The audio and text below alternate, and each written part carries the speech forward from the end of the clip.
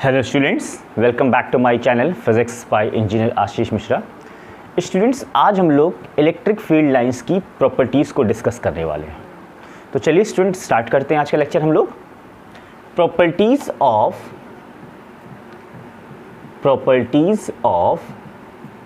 Electric field lines. तो चलिए पहली प्रॉपर्टी डिस्कस करते हैं। सबसे पहली प्रॉपर्टी है कि ये जो इलेक्ट्रिक फील्ड लाइंस हैं वो पॉजिटिव चार्ज से स्टार्ट होती हैं और टर्मिनेट होती हैं निगेटिव चार्ज में। देखिए, लेकिन सबसे ज़रूरी बात क्या है कि इलेक्ट्रिक फील्ड लाइंस जो होती हैं वो इमेजिनरी लाइंस होती हैं। कैसी होती हैं? Imaginary lines. इन लाइंस को हम लोग स्मूथ कर्व से शो करते हैं, ठीक है ना। तो इससे पहले मैं एक प्रॉपर्टी और लिख लेता हूँ यहाँ पर कि ये जो फील्ड लाइंस हैं इनको हम लोग एक स्मूथ कर्व से शो करते हैं। किसे शो करते हैं? Smooth curve. और ये कैसी लाइंस होती हैं? इमेजिनरी लाइंस, ठीक है। तो पहली property, electric field lines are imaginary lines. Imaginary lines, these lines are shown from smooth curve। ठीक है, पहली प्रॉपर्टी समझ में आ रही होगी। Now the next property. Next property जो अभी मैंने डिस्कस किया था कि ये जो फील्ड लाइंस हैं ये पॉजिटिव चार्ज से स्टार्ट होती हैं और टर्मिनेट होती हैं नेगेटिव चार्ज में, ठीक है ना। सो दीज फील्ड लाइंस लिख लेते हैं, are start from positive charge and terminate on negative charge. कहने का मतलब क्या? मतलब कहने का कि अगर मैं एक पॉजिटिव चार्ज की बात करूं, पॉइंट चार्ज, तो इससे फील्ड लाइंस की डायरेक्शन आउटवर्ड डायरेक्शन में होंगी, क्योंकि इससे फील्ड लाइंस निकलती हैं। स्टार्ट कहां से होती हैं? पॉजिटिव से।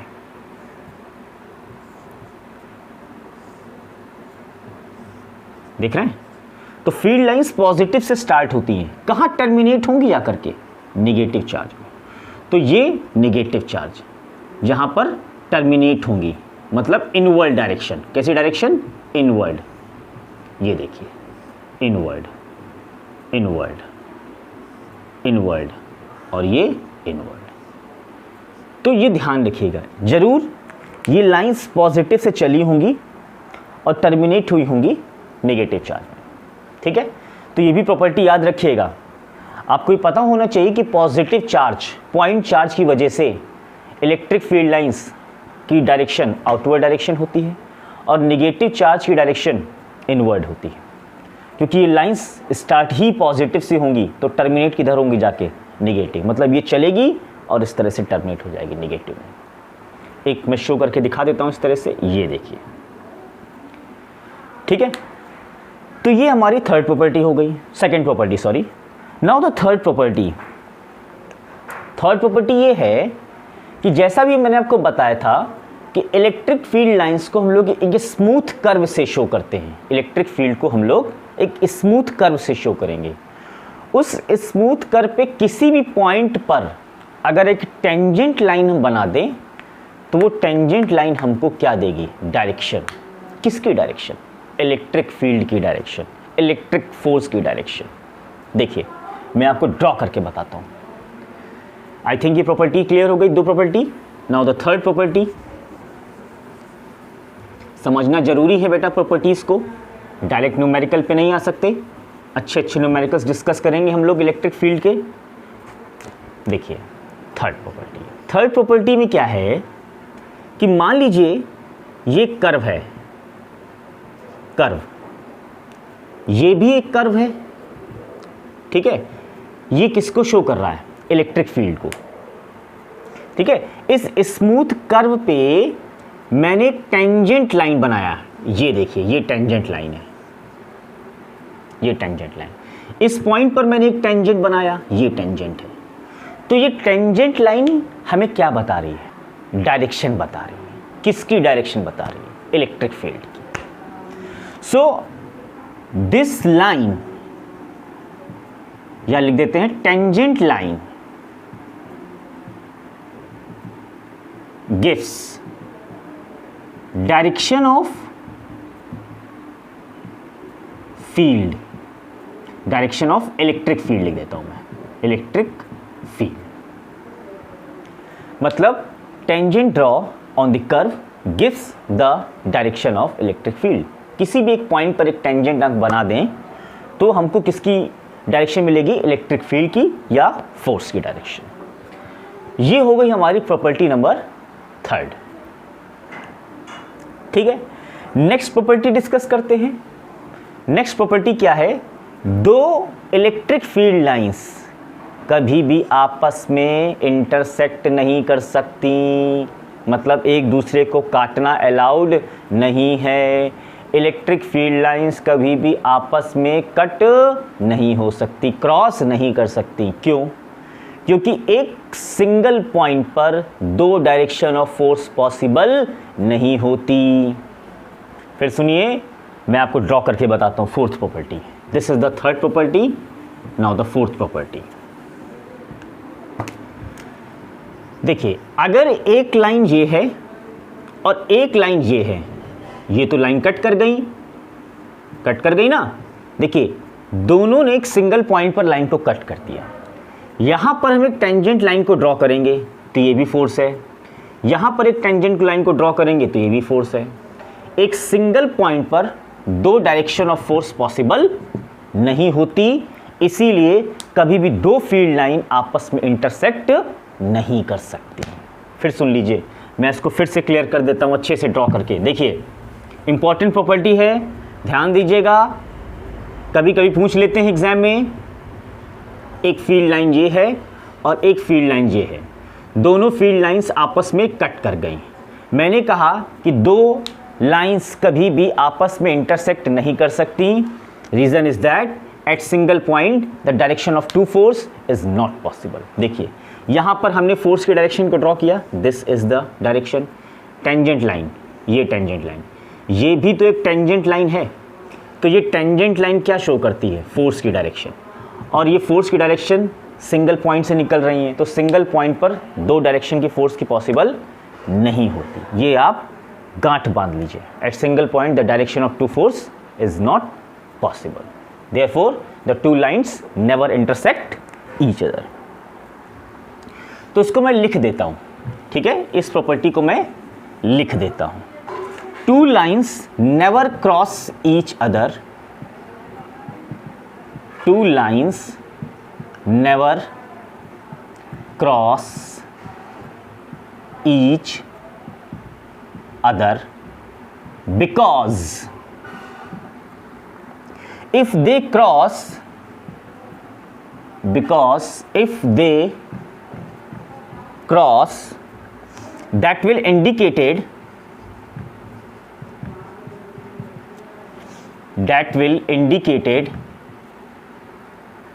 two direction of force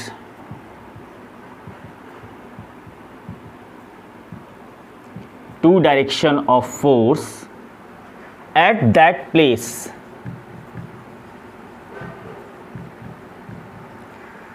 which is not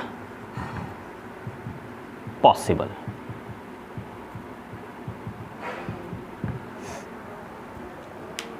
Hence crossing of line not possible. Hence crossing of line not possible. तो ये हमारी फोर्स प्रॉपर्टी हो गई, ठीक है ना। ध्यान रखिएगा इस बात को कि दो फील्ड लाइंस कभी भी आपस में इंटरसेक्ट नहीं कर सकती। Now the fourth property. Fourth property क्या होती है पहले बता दूं मैं आपको। Crowding of lines. क्राउडिंग मतलब क्या? भीड़। हम भीड़ कह सकते हैं एक ऐसी भीड़ कि मतलब जहाँ पर इलेक्ट्रिक फील्ड लाइंस की क्राउडिंग जहाँ ज़्यादा है वहाँ पर इलेक्ट्रिक फील्ड की रिलेटिव स्ट्रेंथ स्ट्रॉन्ग है। देखिए कैसे, एक पॉजिटिव चार्ज को मैं ड्रॉ करता हूँ। आई थिंक दिस प्रॉपर्टी आपको समझ में आ रही होगी, फोर्थ प्रॉपर्टी अच्छे से आपको आ रही होगी। Now the fifth property, crowding of electric field lines shows the relative strength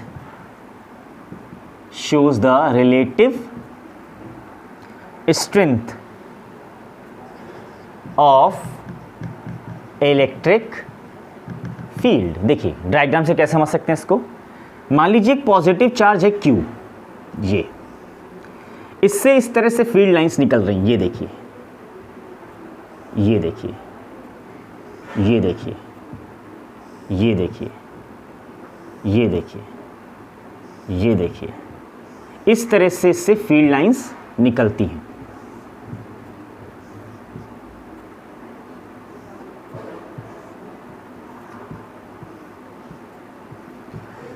ठीक है, अब देखिए यहां पर देखिए आपको फील्ड लाइंस, ये देखिए इतने एरिया में आपको फील्ड लाइंस ज़्यादा मिलेंगी और इतने एरिया में आपको फील्ड लाइंस कम मिलेंगी। तो क्राउडिंग कहाँ है इलेक्ट्रिक फील्ड लाइंस की? जहाँ मैंने ये एरिया बनाया हुआ है तो इस जगह इलेक्ट्रिक फील्ड लाइंस की क्राउडिंग ज़्यादा है, भीड़ ज़्यादा है। तो यहाँ पर इलेक्ट्रिक फील्ड की स्ट्रेंथ ज़्यादा है, shows the relative strength of the electric field. तो इलेक्ट्रिक फील्ड की स्ट्रेंथ स्ट्रॉन्ग कहाँ है? इस प्लेस पर देखिए, डायग्राम में देखिए आप लोग, और यहाँ पर फील्ड लाइंस दूर दूर है, भीड़ नहीं है। तो यहाँ पर इलेक्ट्रिक फील्ड लाइंस की क्राउडिंग कम है, तो यहाँ पे जो रिलेटिव स्ट्रेंथ है इलेक्ट्रिक फील्ड की वो वीक है।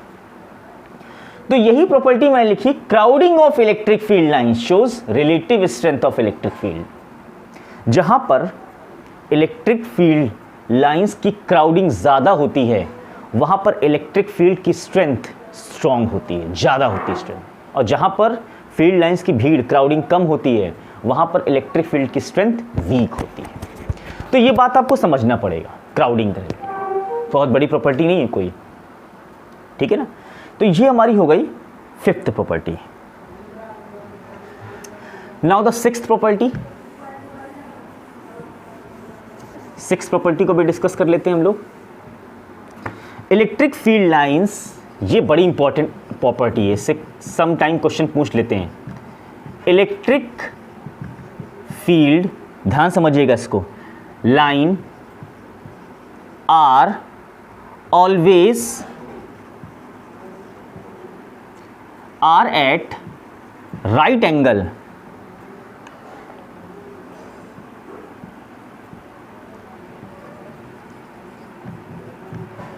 To the surface. क्या मतलब इसका? इसका मतलब ये है कि अगर ये पॉजिटिव चार्ज है Q, ठीक है, और ये है नेगेटिव चार्ज Q, ठीक है, तो आप कहोगे सर आपने पहली प्रॉपर्टी बताई थी electric field lines positive charge से स्टार्ट होती हैं और टर्मिनेट होती है नेगेटिव में, तो आप तुरंत उठाओगे और इस तरह से बना दोगे। ये मैं कहूँगा गलत है, इस तरह से ड्रॉ नहीं करना होता है। क्या लिखा है? Electric field lines are always right angle to the surface.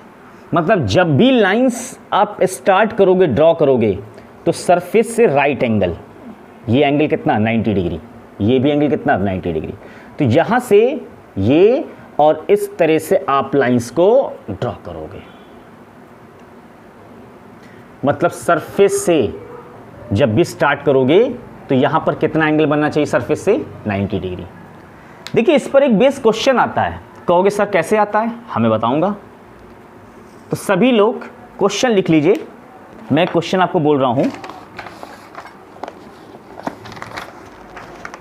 Prove that electric field are always, prove that electric field always 90 degree to the surface, ठीक है ना।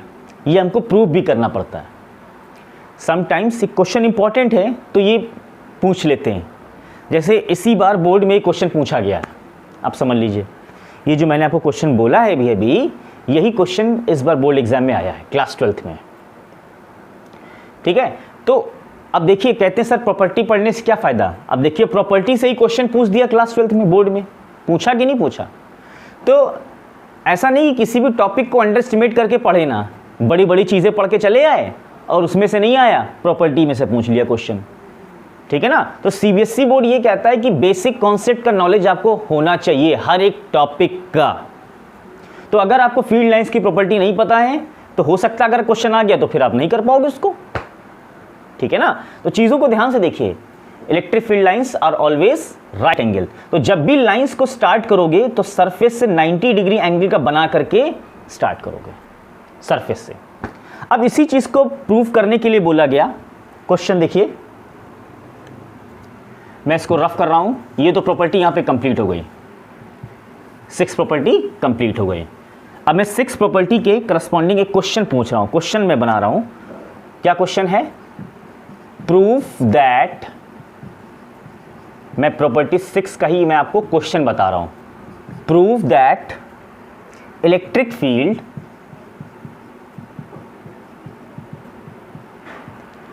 आर ऑलवेज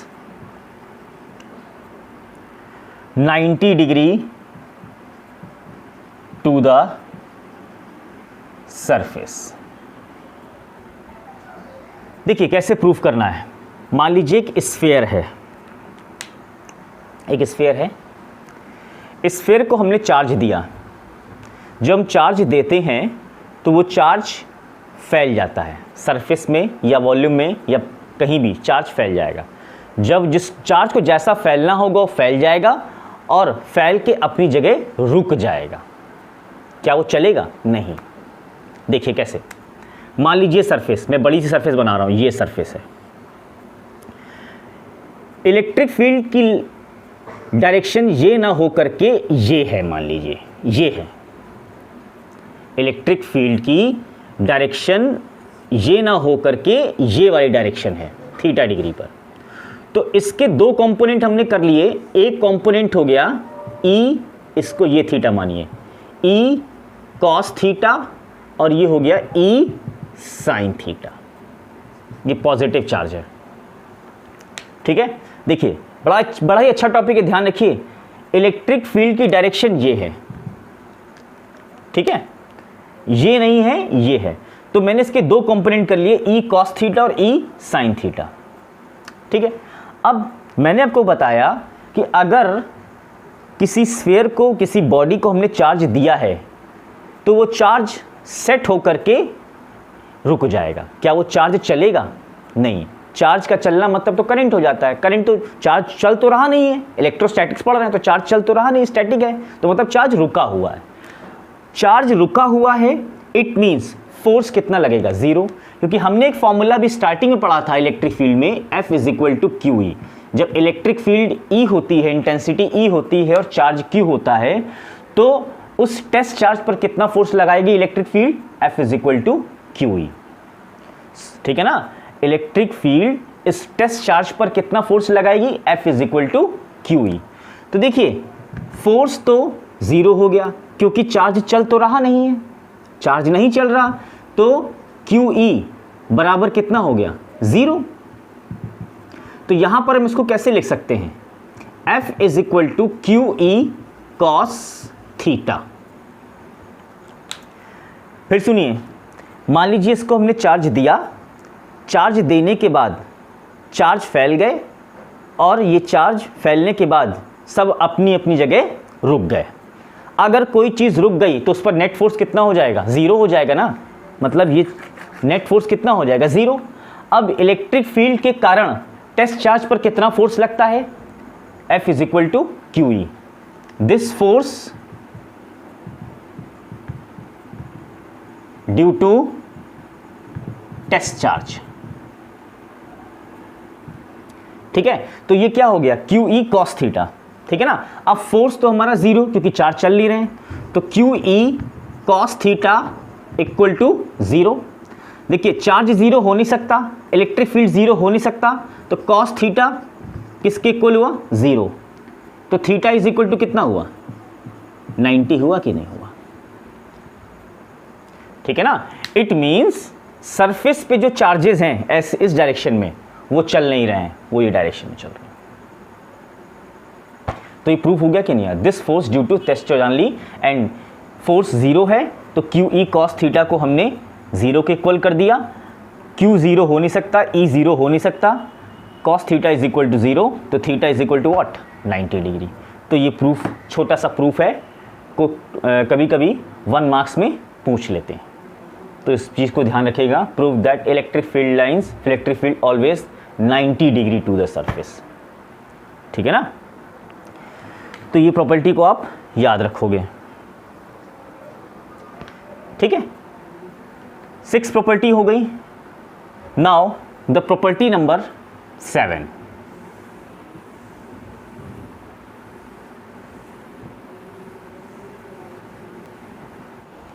तो चलिए स्टूडेंट्स, अब हम लोग नया टॉपिक स्टार्ट करते हैं, इलेक्ट्रिक डाइपोल। इलेक्ट्रिक डाइपोल का क्या मतलब होता है? इलेक्ट्रिक डाइपोल की डेफिनेशन सुन लीजिए बेटा। Pair of equal and opposite charges and the distance between them is fixed. क्या मतलब इसका? कि पेयर ऑफ अपोजिट चार्जेस, मतलब यहाँ पर चार्ज है माइनस क्यू, तो यहाँ पर चार्ज है प्लस क्यू। जैसे कि देखिए, यहाँ पर ये चार्ज है माइनस और यहाँ पर ये चार्ज है प्लस। ठीक है, और इनके बीच की जो डिस्टेंस है वो हमेशा फिक्स रहेगी। कितनी होगी? 2L। इसको मिड पॉइंट मान लेते हैं O। सो क्या बनी definition? Pair of opposite charges and the distance between them is fixed is known as the dipole. तो मैं डेफिनेशन को लिख देता हूँ यहाँ पर। पेयर, यहाँ पर लिख देता हूँ, pair of opposite charges and the distance between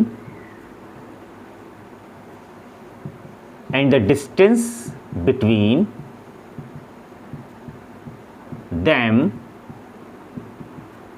is fixed is known as electric dipole।